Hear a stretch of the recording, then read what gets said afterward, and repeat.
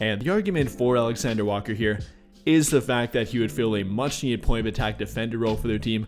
At the current moment, they don't really have one. I guess kind of with Jordan Goodwin, he showed good moments, but during the postseason and during big moments was not always playable for their team.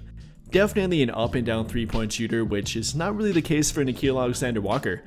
Coming off 3 straight seasons of shooting above 38% from 3, last season shooting 38.1% on 4.5 attempts per game in roughly 25 minutes per game, translating to well over 6 per 36 minutes, and that's efficient, high volume shooting.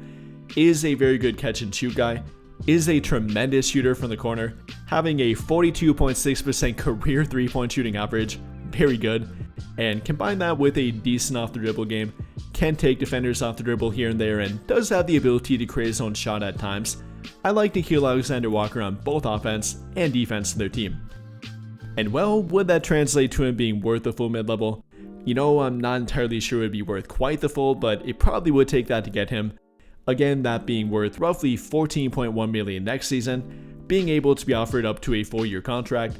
Not sure I go that route with him, as that would be a 4-year contract worth roughly $60.7 million. So that would definitely be a lot for him.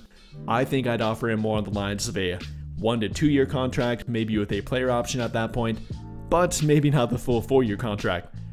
Though, like I said, I think it would take that to get him. There definitely will be competition to get him, so it might be more about a fit thing for him, rather than simply a money thing. With there not being many cap space teams, and of the very few, literally probably 1 or 2 of them, I don't think either of them will really want Nickeil Alexander Walker.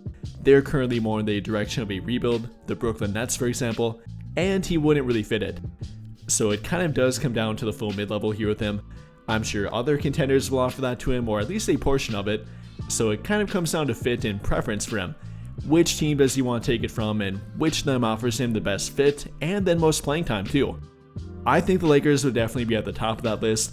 Like I said, they currently don't have a player like him, a really good point of attack defender, good 3-and-D backcourt player in general, and a guy that does fit the timeline of Luka Doncic. I think he's a pretty good fit for their team. And like I said, I think he is gone from Minneapolis, following them signing Julius Randle to a brand new contract that is a pretty big contract. Their current payroll is not looking too hot, and if they would bring back Alexander Walker, they would go over that second apron, and you definitely don't want to do that, especially not for simply Alexander Walker. You know, I didn't think the Lakers would even have a chance to get him, so I rarely brought up the idea of it. But if they would unfortunately lose Finney-Smith, if they can't agree to a new contract with him, and one that would benefit both of them, then at least getting both Alexander Walker and maybe a guy like Day'Ron Sharpe with him would be a pretty good backup prize, and I at least could stomach that. But I think that'll pretty much do it for this one. And if you enjoyed the video, then I would greatly appreciate it if you dropped a like, subscribe to the channel if you have not already, and hit that notification bell to never miss out when I upload a video. But as always, thank you for watching and have a great day or night.